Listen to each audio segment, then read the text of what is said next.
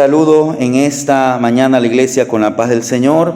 Amén. Le invito a que abra su Biblia en el Evangelio de Lucas, capítulo 19, verso 37 y verso 38. Y vamos a leer estos dos versículos de manera unánime a la voz de tres. 1, 2, 3.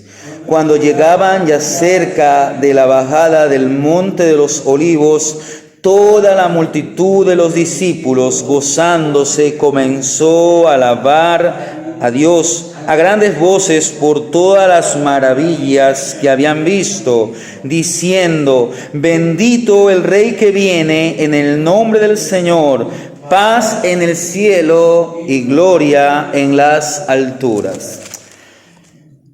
Como decía hoy, en muchas iglesias tal vez se está viendo pasajes similares. Nosotros estamos estudiando el libro de Lucas y Dios en su poder, en su soberanía, Él tiene todo planificado.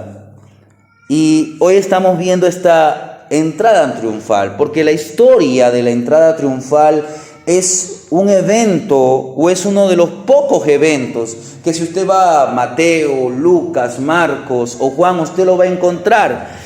¿Y esto qué significa? Que este es un acontecimiento importante. No solo fue importante para los cristianos en aquel tiempo, sino para los cristianos a lo largo de la historia. Porque en aquel día, ¿qué pasó? Jesús entró en Jerusalén y entró sentado en un pollino, el cual dice las Escrituras que ningún hombre había montado.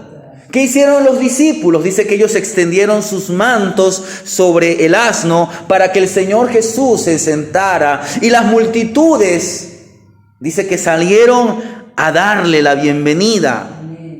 Dice que ellos tendieron sus mantos, cogieron ramas de palmeras y las extendieron delante de él. Las personas aún lo aplaudían y lo adoraron. Dijeron: bendito el Rey que viene en nombre del Señor. También en otros evangelios leemos que ellos dijeron: Hosana. Esta palabra Hosana, que es una palabra hebrea, está diciendo: Señor, sálvanos, ayúdanos, socórranos. Y es algo que el Señor venía a hacer. Lamentablemente, la idea de salvación de Israel, de Jerusalén, era otro concepto de salvación. Era una salvación del yugo romano, del imperio romano. Y a veces ocurre eso dentro de los creyentes o de las personas que escuchan el evangelio. Ellos quieren un Dios o un Jesús o un Salvador que los salve tal vez de algún problema económico, financiero, un problema familiar, un problema en cualquier área. Y es verdad que el Señor tiene respuesta para todo eso, pero primordialmente el Señor ha venido a salvar a lo que se había perdido. ¿Y qué es lo que estaba perdido? Era la humanidad por su pecado. Usted y yo, como dice Romanos, ¿por cuánto? Todo pecado.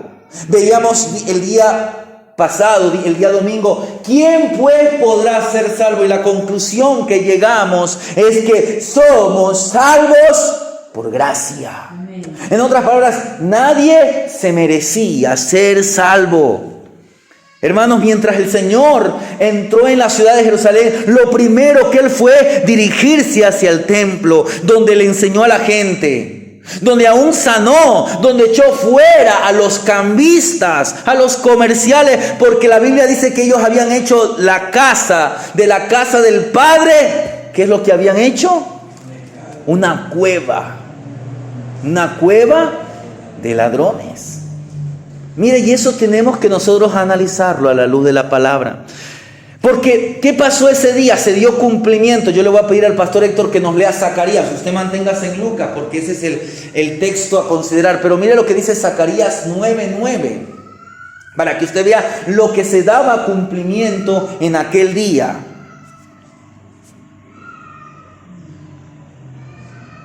Alégrate mucho, hija de Sión, da voces de júbilo, hija de Jerusalén. He aquí tu rey vendrá a ti, justo y salvador, humilde y cabalgando sobre un asno, sobre un pollino, hijo de asna. Mire, el Señor Jesús entró como un rey victorioso. Él fue aclamado por el pueblo. Mire, la profecía de Zacarías fue escrita tal vez unos 500 años atrás, antes de que este evento sucediera. Y así como Zacarías le fue revelado, así exactamente el Señor Jesús entró. No entró como un rey de guerra, porque los reyes cuando entraban en son de guerra, porque habían vencido una batalla, venían en un caballo. Pero cuando entraban en son de paz, entraban en un asno, en un pollino. Las calles de la ciudad de Jerusalén, la ciudad entera estaba abierta al Señor. Y como el rey, aquel rey que sube a su palacio, así entró el Señor. Pero el Señor no entró a un palacio temporal, sino Él entró al palacio espiritual. Él primeramente fue a la casa del Padre, a la casa de Dios.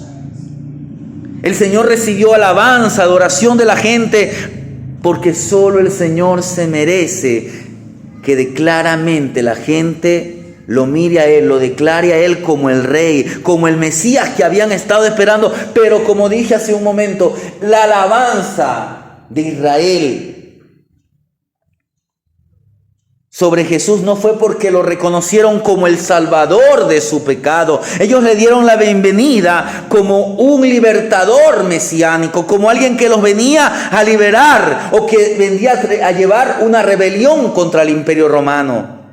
Porque ¿qué pasó días después?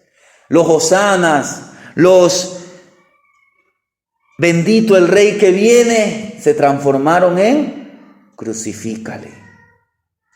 Quienes lo aplaudieron al Señor como un héroe, como un rey, pronto lo rechazaron y lo abandonaron.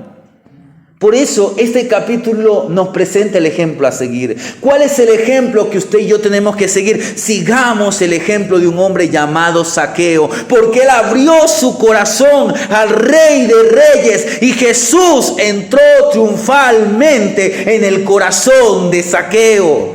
Su vida ya no fue la misma. El rey no vino a conquistar naciones, Él vino a conquistar los corazones, la mente de aquellos que reciben el mensaje de paz de Dios. No una paz temporal, sino la paz que solo Cristo puede dar. Hermanos, si Jesús ha hecho una entrada triunfal en su corazón, en mi corazón, en nuestros corazones, Él reina y Él reina en paz, Él reina en amor. Disfrutemos de la paz de Dios. Por eso es que a la luz de las Escrituras, a la luz de este capítulo 19, quiero que consideremos las grandes bendiciones que nos son dadas cuando el Rey entra triunfalmente en el corazón. Ese es el mensaje en esta mañana, cuando el Rey entra triunfalmente en el corazón. En primer lugar, solo Cristo nos concede la bendición de la salvación. Mire lo que nos dice los primeros versículos. Dice que habiendo entrado Jesús en Jericó, iba pasando por la ciudad y sucedió que un varón llamado Zaqueo, quien era jefe de los publicanos, quien era rico, este hombre procuraba ver a Jesús, pero no podía a causa porque la multitud no le permitía, pues este hombre era de pequeña estatura. Dice que este hombre fue corriendo delante, se subió a un árbol sicómoro, un árbol de gran follaje, para verle, porque había de pasar por allí. Cuando el Señor Jesús llegó a aquel lugar, dice que miró hacia arriba, le vio y le dijo: Zaqueo, date prisa, desciende, porque hoy es necesario que pose yo en tu casa. Dice que Zaqueo descendió, le recibió gozoso. Al ver esto, los fariseos, la gente murmuraba diciendo que había entrado a posar con un hombre pecador. Dice que Zaqueo, puesto en pie, dijo al Señor: he aquí, Señor, la mitad de mis bienes doy a los pobres. Si en algo he defraudado a alguno, se lo devuelvo cuadruplicado. Y mire lo que el Señor Jesús dice: hoy ha venido la salvación a esta casa por cuanto él también es hijo de Abraham. Porque el Hijo del Hombre vino a buscar y a salvar lo que se había perdido, hermanos. Mire, Zaqueo como el jefe de los publicanos controlaba a los hombres que cobraban los impuestos. Y por supuesto recibía su tajada. Porque los publicanos, ellos cobraban de más el impuesto. Se enriquecían ilícitamente. Y lo más probable es que Zaqueo también haya cogido su parte. Por eso es que no es de sorprenderse que este hombre era rico. Pero cuando Jesús junto a sus seguidores pasaban por allí, pasaban por Jericó, iban rumbo a Jerusalén, dice que este hombre Zaqueo procuraba ver a Jesús, mas su corta estatura era un impedimento, le hacía difícil. Pero en este hombre había un anhelo. ¿Cuál era el anhelo de Zaqueo? Verlo. Había escuchado acerca de este hombre. Este hombre hizo cosas poco comunes, porque este hombre tenía una cierta posición. Dice que este hombre corrió. Tal vez para usted cuando lee esa palabra corrió, usted la ve como en algo natural. Pero en la cultura oriental, no, los hombres no corrían. Ellos no se daban prisa. Por eso cuando usted ve que el padre recibe al hijo pródigo y dice que el padre corrió, esto también es algo que el padre no debía de hacer, pero el Padre Celestial nos ama tanto que Él nos sigue, nos busca hasta encontrarnos, hasta recibirnos y llevarnos a casa. Dice que Zaqueo corrió. ¿Y qué hizo más? Se subió a un árbol. Mire, tenía una curiosidad como de muchacho. Y esto lo llevó a su conversión. Fue el Señor Jesús el que quiso ver a Zaqueo. Porque mire lo que dice. Hoy, dice el verso 5, la parte final. Porque hoy es necesario. Hoy es necesario. Jesús fue con un propósito a Jericó. Cuando Jesús entró triunfalmente en Jericó, Él iba con un propósito. De la misma manera, Él iba también a Jerusalén con un propósito. Iba a buscar y a salvar lo que se había perdido. Zaqueo había estado buscando al Señor, pero ahora Zaqueo había sido hallado por el Señor. Y dice que recibió al Señor Jesús con gozo. Mire, lo recibió con gozo y dio muestras de que él había experimentado un nuevo nacimiento. ¿Cuál fue la muestra? La declaración de Zaqueo. Él dice que se puso de pie y le dice al Señor,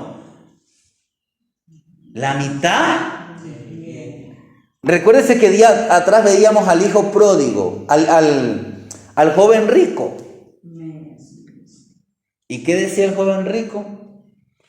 Todo esto lo he guardado. El Señor dice, vende todo lo que tienes y dalo a los pobres. Aquí el Señor no le dijo nada a Zaqueo. No sabemos si en la conversación el Señor habló, porque usted ve que en los capítulos previos a este evento el Señor trata mucho acerca de las riquezas, de los peligros de las riquezas. No sabemos si en esta conversación, en esa cena, el Señor trató estos temas. Pero lo que podemos decir es que Zaqueo toma la iniciativa. Y él dice, la mitad de mis bienes doy a los pobres. Y si en algo he defraudado, y usted sabe que lo más probable es que la mayoría de sus riquezas eran producto de un defraude. Dice, y si en algo he defraudado, se lo devuelvo cuadruplicado. ¿Y qué pasó? Dice que la salvación vino a la casa de Zaqueo. Porque recuérdese lo que dice Apocalipsis 3:20. Yo estoy a la puerta y llamo. Si alguno oye mi voz. Escuchen, muchos han oído la voz, pero no han hecho lo siguiente. Y abre la puerta. Mire, debido a que Zaqueo ejerció la misma clase de fe salvadora de Abraham, algo pasó en la vida de Zaqueo. Él fue justificado. Dice que por cuanto Abraham creyó, le fue contado por justicia. Hermanos, qué contraste usted encuentra en la actitud de nuestro Señor hacia Zaqueo y la actitud de la multitud. La gente comenzó a murmurar. Ha entrado en la casa de un hombre pecador. Pero recuérdese lo que dice el Señor y grábeselo, porque este es el versículo tal vez central del Evangelio de Lucas. Porque el Hijo del Hombre vino a buscar y a salvar lo que se había. Él vino a buscar y salvar. Mire, una pequeña anécdota. Lachlan Macquarie, él era un gobernador de Nuevo Gales. Allá por 1910 y 1921, él tenía una manera de hacer que todos se sintieran participantes de la nueva colonia. Ellos estaban llegando a Nueva Gales, es decir, a las tierras americanas, a colonizar. Y cuando los exclusivistas, cuando los colonos que habían fundado aquellas ciudades evitaban asociarse con los grandes líderes, con los emancipados, ¿qué hacía este hombre? Insistía en que a todos sean tratados de manera igualitaria. El Señor Jesús mostró interés así por Zaqueo. Él no lo despreció. Él era un hombre despreciado. Él era un cobrador de impuestos. Él era por la gente marginada. Pero para el Señor, Él estaba incluido en el plan de salvación.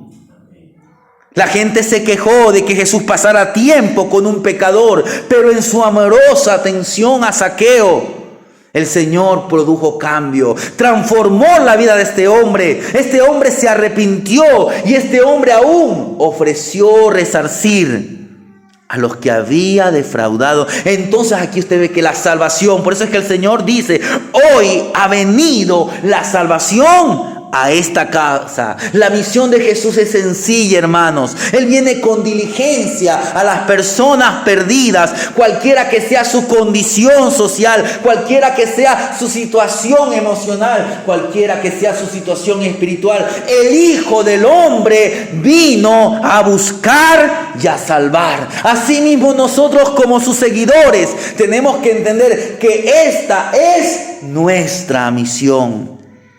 Hermanos, algo ocurrió en la vida de Zaqueo. Zaqueo fue transformado. ¿Por qué? Porque aprendió a creer, a confiar en el Señor Jesucristo y su vida fue cambiada. Cuando el Rey entra triunfalmente en el corazón, Él concede la bendición de la salvación. En segundo lugar, mire lo que nos dice los versos 11 al 27. Mira, aquí usted ve una de las parábolas, tal vez la última parábola, o una de las últimas parábolas. Mire, como es un poco extensa, en casa la lea, pero aquí nos presenta unos siervos que recibieron cada uno una mina. Dice, y llamando, dice el verso 13, y llamando a 10 siervos suyos, les dio 10 minas. ¿Qué significa? Que le dio a cada uno una mina. ¿Y qué les dice? Negociad entre tanto que vengo. Mire, una mina era una cantidad de dinero. Era aproximadamente el salario de 3 meses de trabajo. Es como que si una persona, ahorita el salario en nuestro país, el salario básico es de 450. Entonces como que si una persona recibiera $1,350. No es ni mucho, no es ni poco, es una cantidad con la que se puede hacer algo. Este hombre o estos siervos recibieron un valor, algo similar, 3 meses de trabajo. ¿Qué es esto lo que significa? Ese es el depósito de todo creyente. El Señor nos ha dado a nosotros el buen depósito. Mire lo que Pablo le dice a Timoteo en el capítulo 1, el verso 11, 1:11. Dice así, de Primera de Timoteo: según el glorioso evangelio de Dios bendito que a mí me ha sido encomendado. Mire, a Pablo le había sido depositado que el mensaje, el poderoso mensaje de la cruz. Pablo dice en la carta a los Corintios, el evangelio de la cruz. Lo cual para la gente de afuera, los que no conocen a Cristo, dice que es locura, pero para nosotros es poder. Y mire lo que nos dice aquí mismo en Timoteo, 1 Timoteo 6. Ahora mire, 6:20 de 1 de Timoteo. Ahora mire, Pablo le dice a Timoteo, oh Timoteo, guarda lo que se te ha encomendado. A Pablo le había sido encomendado el evangelio de Cristo. Ahora, ¿qué hace Pablo? Está como que pasando la posta. Le está diciendo a Timoteo, mira, tú has sido llamado para servir en la obra. Como todos y cada uno. Tal vez usted no sea un ministro, un pastor, un evangelista, tal vez sea un hermano de banca, un diácono, etc. Pero todos tenemos que predicar el evangelio. Nuestro deber es buscar y salvar. Asimismo, ¿qué le dice Pablo? Oh Timoteo, guarda lo que se ha encomendado. Evita las profanas pláticas sobre cosas vanas, los argumentos de la falsamente llamada ciencia, la cual profesando algunos se desviaron de la fe. Y al final le dice, la gracia sea contigo. Usted y yo lo que tenemos que predicar es el evangelio de Cristo, el evangelio del reino, el evangelio de la gracia. Días atrás el pastor enseñaba, porque no hay otro evangelio. El evangelio de Cristo es el mismo evangelio del reino, es el mismo evangelio de la gracia, es el mismo evangelio de Pablo. ¿Y cuál es el evangelio? Que él vino a buscar y a salvar lo que se había perdido. A estos 10 siervos se le dio 10 minas. Vuelva a Lucas. Dios quiere que así mismo, hermanos, nosotros multipliquemos su mensaje. Ese negociar, ¿qué era en otras palabras? Mire cómo la gente negociaba en aquellos tiempos. Tal vez hasta usted puede ser que hizo. Pero una de las formas de negocio en los tiempos de Pablo o en los tiempos de Jesús era lo que se llama el trueque. Yo te doy y tú me das. Es lo que usted hace cuando hace un negocio. Usted le da el dinero y esa persona le da el servicio, el producto, el bien, lo que sea. Nosotros le presentamos a Cristo. ¿Y ellos qué ofrecen? Le ofrecen a Cristo su vida. Cristo les da vida eterna y ellos entregan su voluntad, su corazón. Hay un trueque. ¿Cuál es el trueque? Cristo nos da su justicia y nosotros le entregamos nuestra maldad, nuestra perversión. Pero como Él es Dios, como su sacrificio es perfecto, Él ha vencido sobre la muerte, sobre el pecado y aún sobre el poder de las tinieblas, hermanos. ¿Qué va a pasar cuando el Señor regrese? Mire lo que nos dice allá en Lucas 19:27. Y también aquellos mis enemigos que no querían que yo reinase sobre ellos, traerlos acá y decapitarlos delante de mí. Mire, dice que este rey le dio a cada uno una mina y de ahí él emprendió un viaje. Pero él iba a regresar. Y cuando él regresó, llamó a cada uno de sus siervos. Uno por ahí le dice, mira, aquí está tu mina.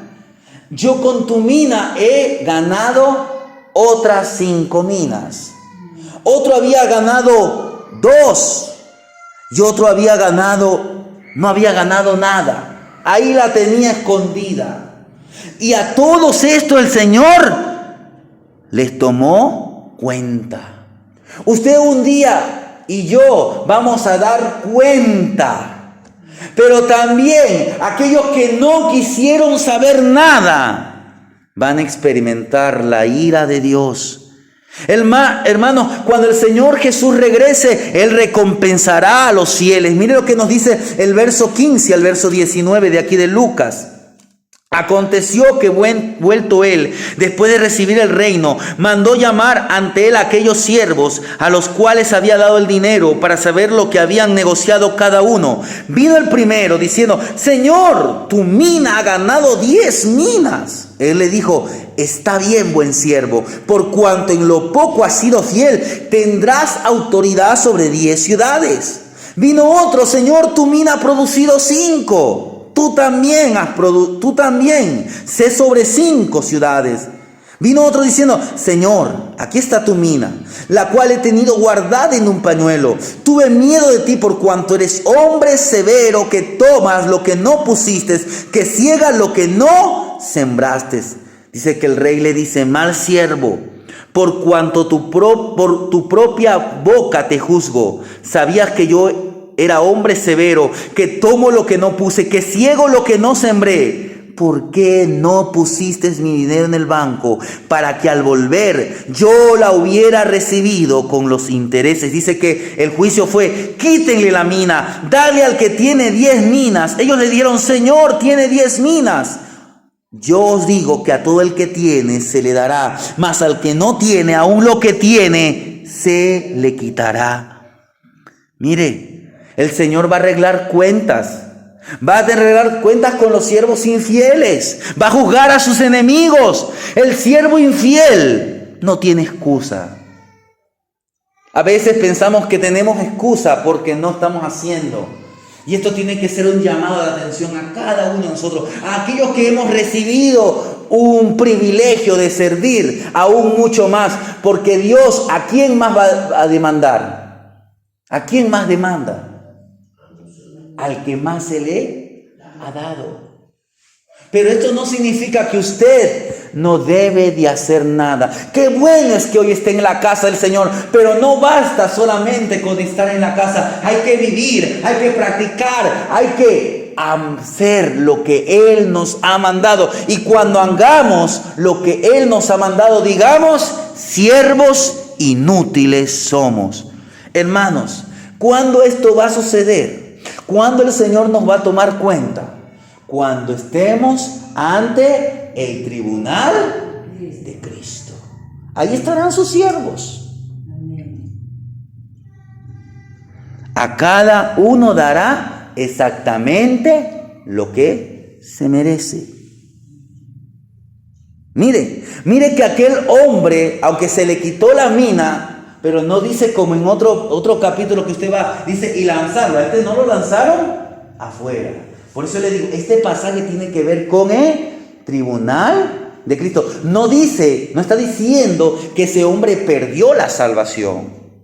Ahora sí, ¿cómo es que un cristiano puede perder la salvación? No por el pecado que haya hecho, porque para eso vino Cristo. Es cuando usted y yo rechazamos la salvación, cuando rechazamos la palabra, cuando rechazamos la voluntad de Dios. Estamos rechazando el plan de salvación para su vida y para mi vida. Vengamos y, como dice Isaías, estemos a cuenta, hermanos. Debemos ocuparnos hasta que Él venga. Pero mire, entramos al pasaje conocido como el de la entrada triunfal. Usted ya lo conoce, ya lo hemos leído parte. Desde los versos 28 al verso 44 vemos que Jesús entró en Jerusalén, entró montado en aquel pollino, cumplió las escrituras, se declaró rey de los judíos. Él estaba diciendo: yo soy su rey. Pero no el rey que ustedes han venido o quieren, sino el verdadero rey que necesitan. Él despertó la preocupación de los líderes religiosos. Esta gente se puso a actuar. ¿Qué pasó? Algo maravilloso sucedió en esos días. Por eso es bueno que usted lea toda la Escritura y usted lea los evangelios, trate de buscar la armonía de los evangelios, porque entre que Jesús fue a Jericó y entre la entrada triunfal sucedió un evento muy conocido, que fue la resurrección de Lázaro. Dice que la gente, ¿por qué estaba? Por las maravillas que habían visto. ¿Cuáles eran las maravillas que habían visto? Habían visto a Lázaro resucitar. respetar. Y los fariseos estaban molestos por la bienvenida que se le había dado a Jesús. Decía, ya lo van a hacer rey. Entonces, ¿qué comienzan a hacer? Comienzan a hacer sus planes, sus artimañas. Comienzan a hacer el complot para la muerte del Mesías. Ellos querían arrestarlo después de la Pascua. Mire lo que dice Mateo capítulo 26, versos 3 al 5. Mateo 26, versos 3 al verso 5. Ahí usted va a ver que ellos tenían planeado arrestarlo después.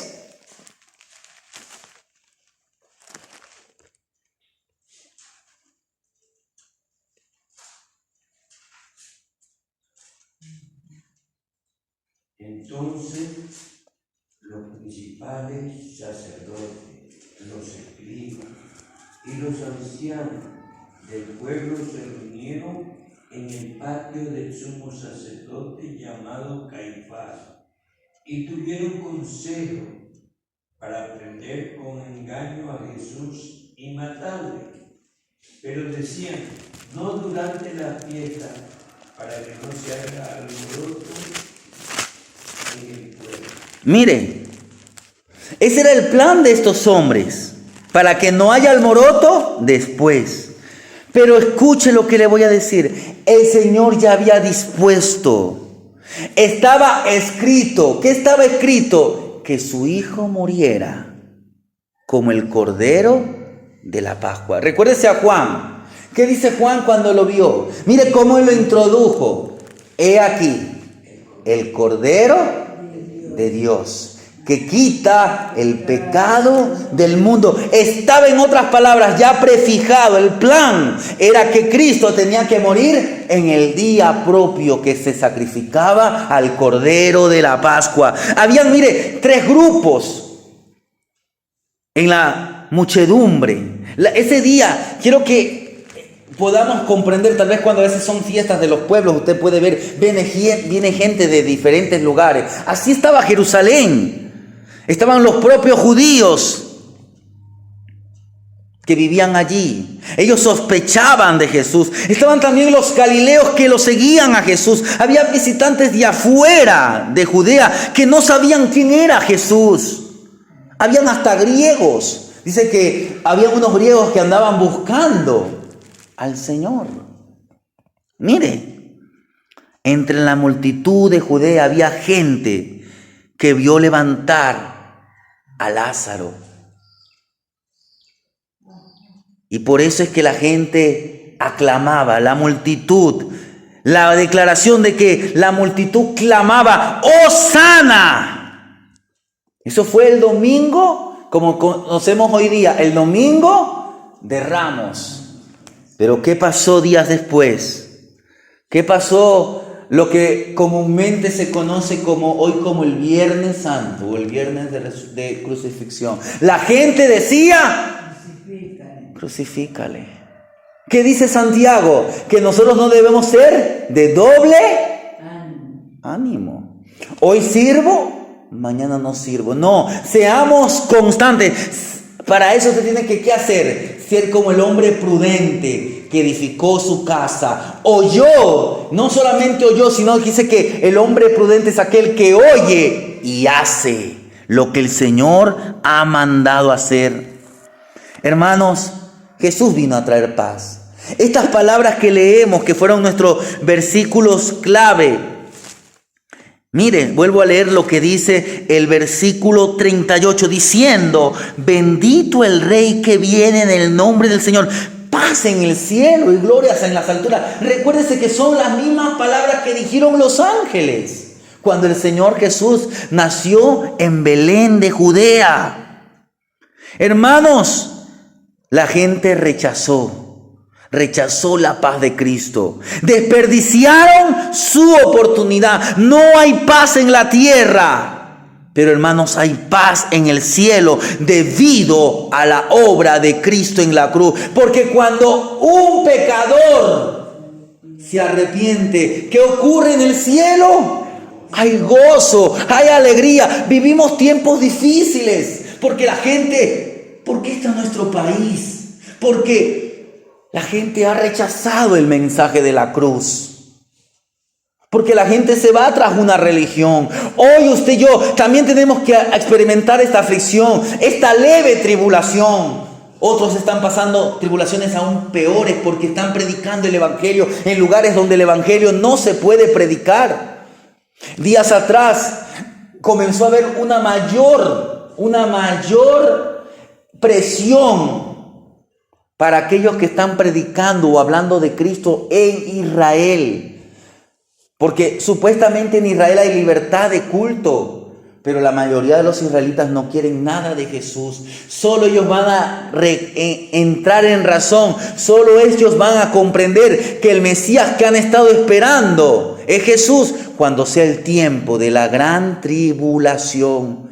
Ese tiempo ya no estaremos nosotros. Habrán predicadores del evangelio. Ellos serán los 144,000. Estarán aquellos 2 testigos. Pero mientras tanto, su deber, mi deber, es anunciar el evangelio de la cruz. El evangelio que es poder de Dios para salvación. Cuando usted y yo decimos la paz del Señor, estamos diciendo que el Rey ya vino y que el Rey entró triunfalmente en nuestro corazón. Estamos en paz con Dios porque hemos confiado en que Cristo es nuestro Salvador. A pesar de que el mundo está viviendo terribles momentos, aún podríamos decir que hay juicios de parte de Dios sobre el pueblo, aún sobre Israel y sobre nuestra nación.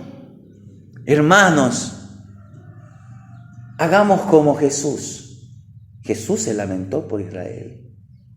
Mire lo que dice.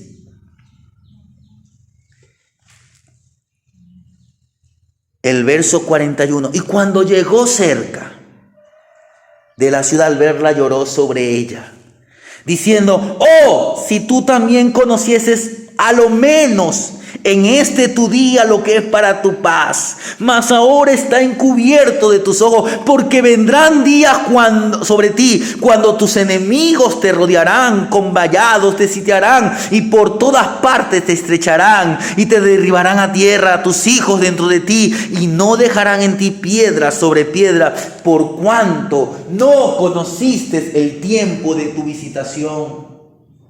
Esto pasó casi 40 años después. Jerusalén fue rodeada por un general romano. La ciudad fue sitiada y destruida. ¿Pero por qué? Porque no abrieron su corazón al Mesías. Porque es que hoy nuestro país está pasando lo que estamos viendo, porque no han abierto su corazón al tiempo de la visitación. Ya son más de 120 años que se predica el evangelio en tierras ecuatorianas.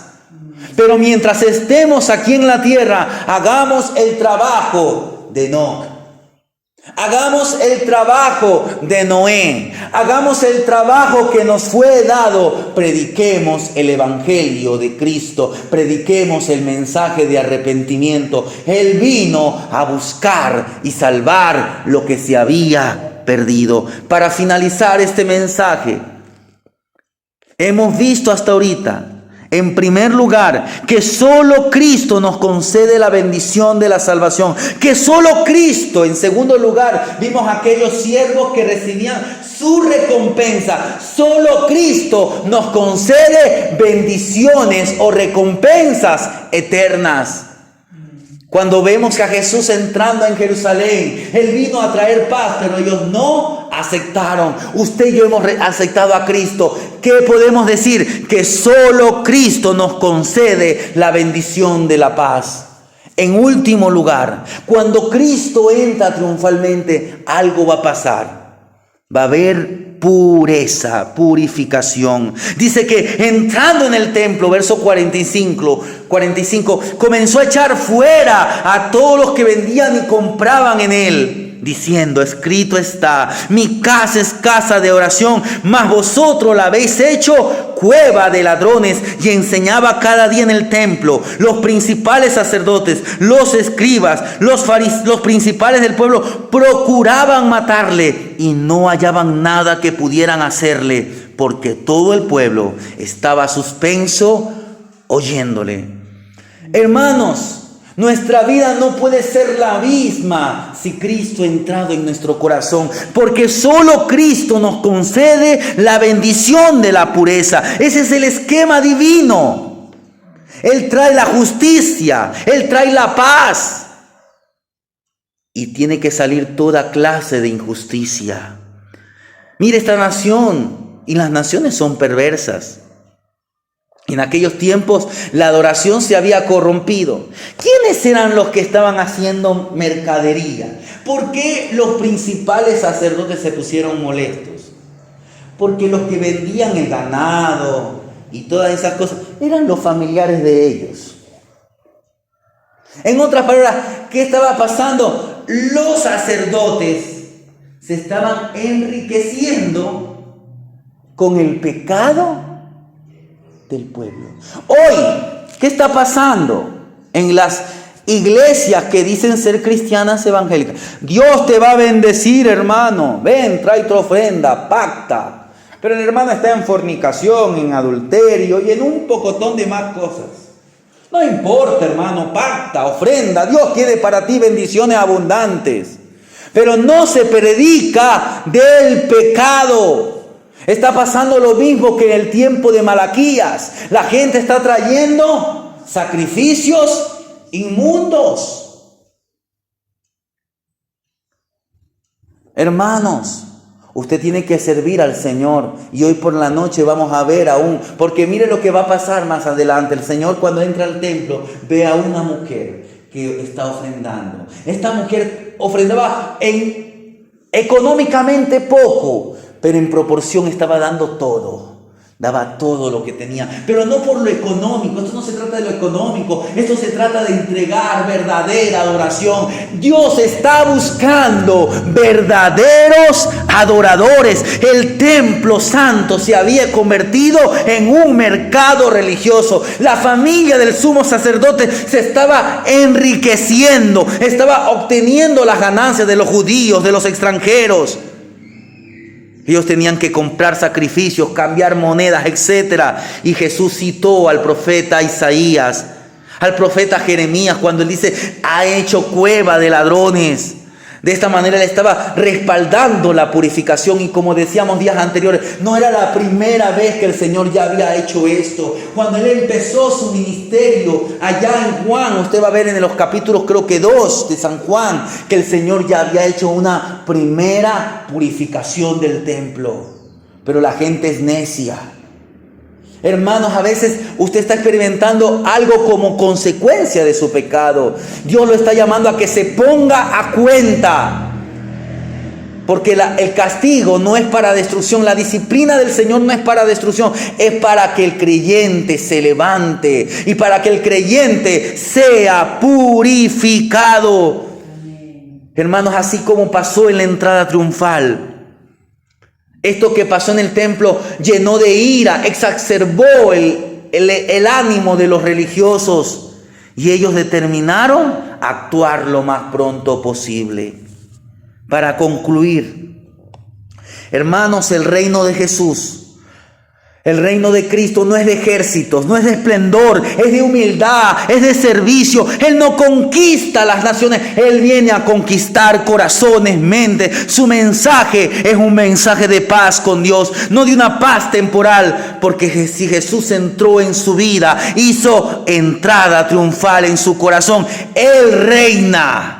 Él reina, Él gobierna. Dejemos que Cristo gobierne. Experimentemos paz con Dios y paz entre nosotros. Así como Zaqueo, aquel hombre que estaba feliz de recibir a Jesús, así Dios espera que con humildad abramos nuestro corazón a Cristo, abramos nuestro corazón al Rey. Seamos como Zaqueo, que lo recibió Jesús mismo como quien Él es. El Señor Jesús no es un credo, no es una confesión de fe, no es una religión. Él es el Rey de Reyes, Él es el Señor de señores. No es una religión, Él es una persona. Él quiere, como dice yo estoy a la puerta y llamo. Si alguien abre, yo entraré y cenaré. Tendré una relación de comunión con Él. Para eso vino precisamente el Señor. Él vino a salvar a personas como Zaqueo. Él vino a buscar y a salvar lo que se había perdido. Y nosotros estábamos perdidos.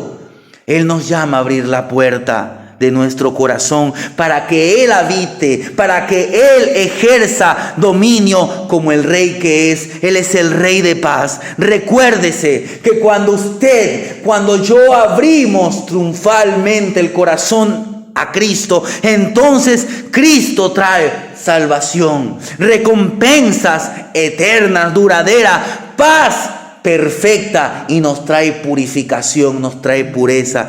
Esto va a ocurrir. Este es el resultado de una vida cambiada cuando el Rey entra triunfalmente en el corazón. Amén.